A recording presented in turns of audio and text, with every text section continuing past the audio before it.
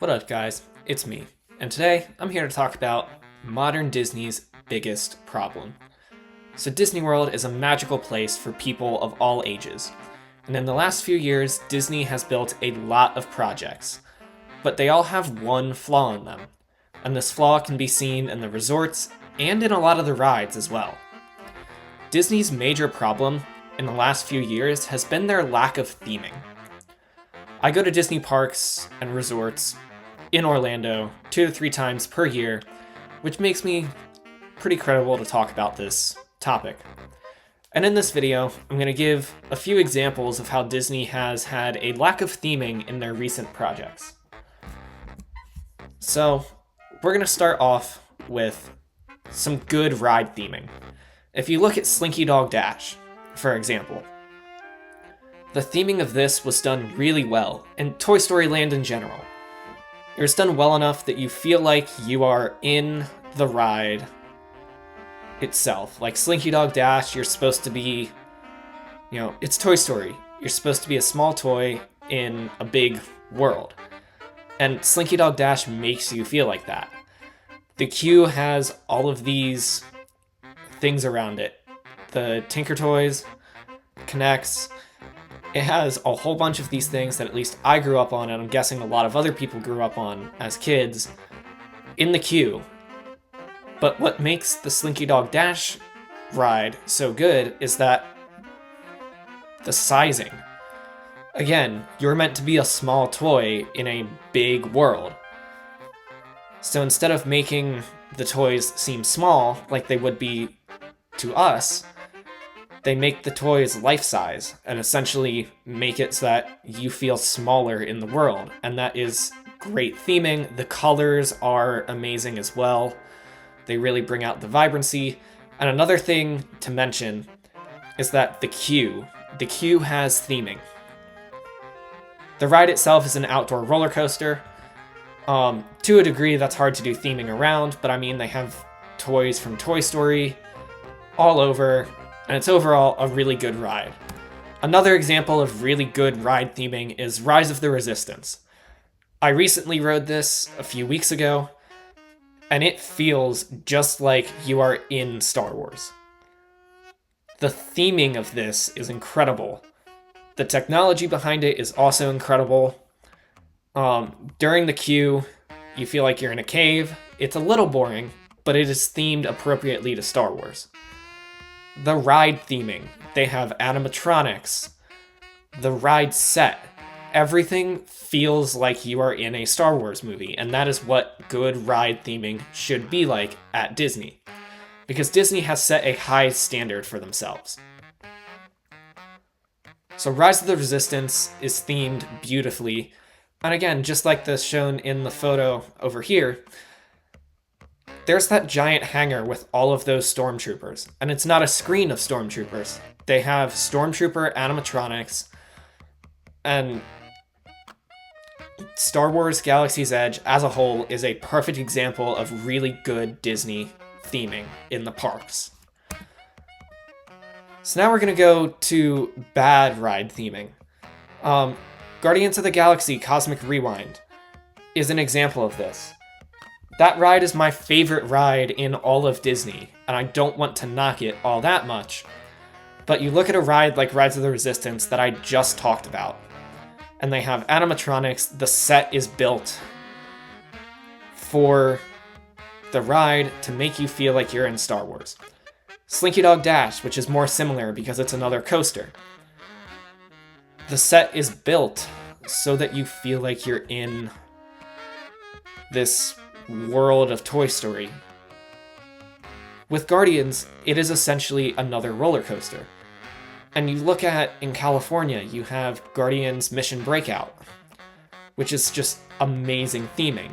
Yes, it's Tower of Terror rethemed, but they rethemed it so well that when you walk in the lobby and there's the queue, there's so much stuff to look at, so many things to do, because you're in the collector's warehouse. When you're going through Cosmic Rewind, there isn't that. They have screens with the characters from Guardians on them talking about different things from different decades and different Earth things and connections to Xandar.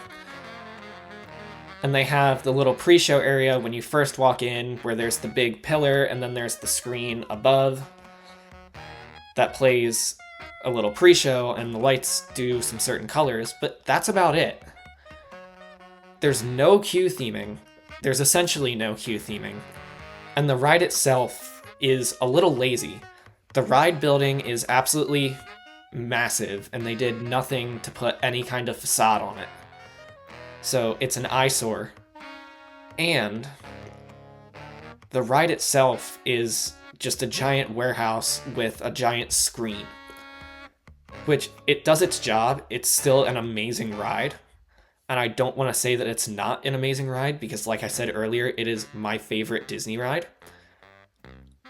But there is a certain amount of theming where there's no animatronics and it's all projections and screens. They could have at least put a little bit of animatronics in to make it feel a little bit more like you're immersed in the world.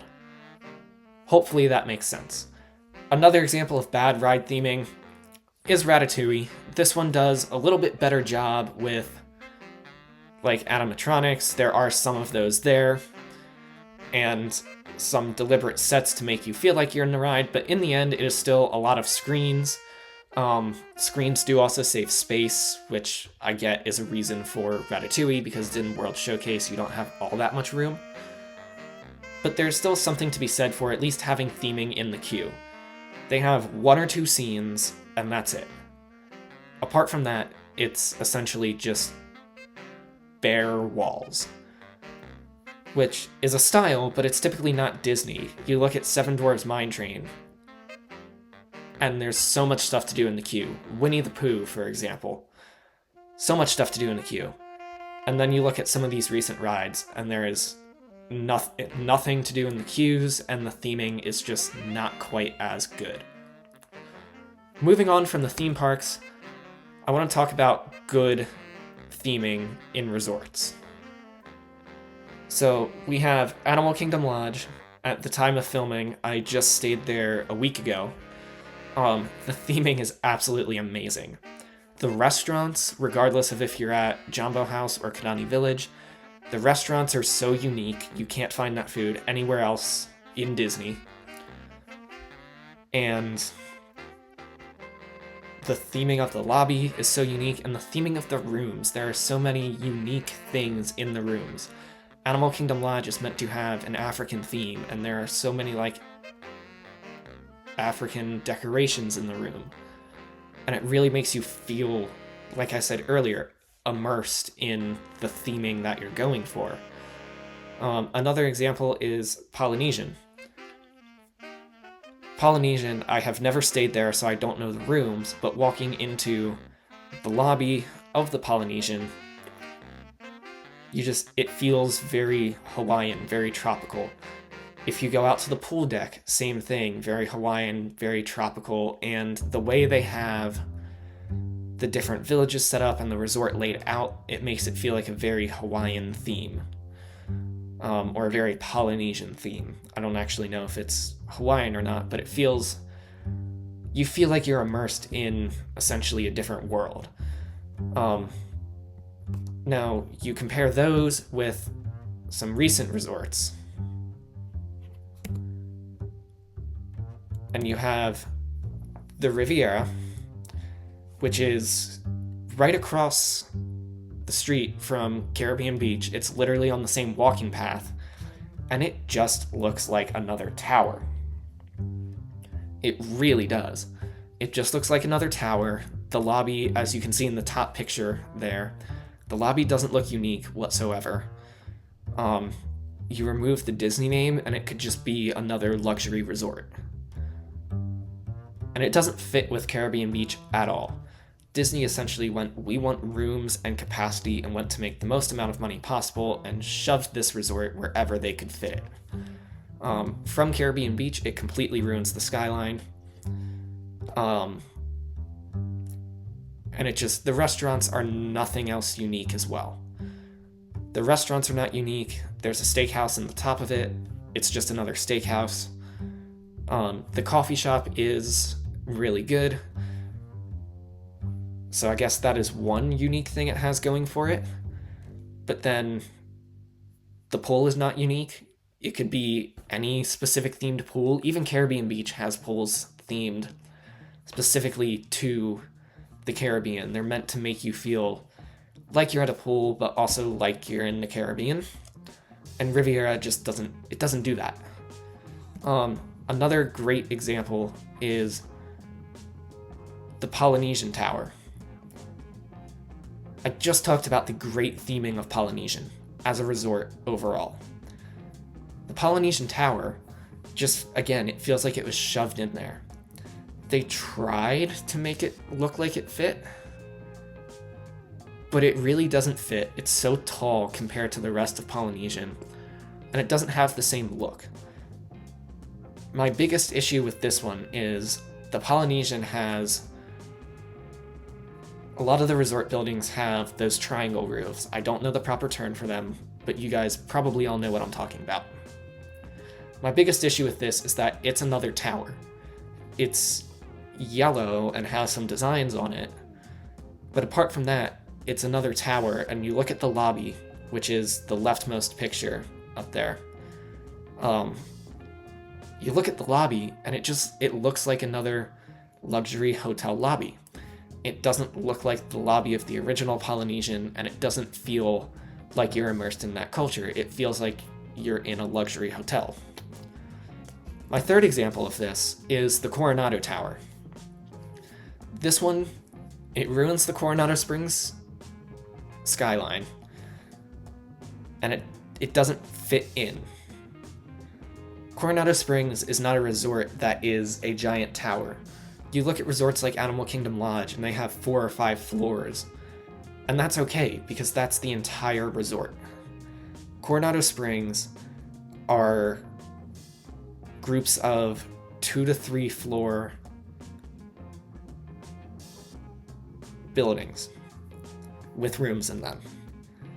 The tower is, I don't even know how many floors, but it's a whole lot more. And it's essentially this big thing that you can see from everywhere. And again, while the lobby is very pretty, it just feels like another luxury hotel.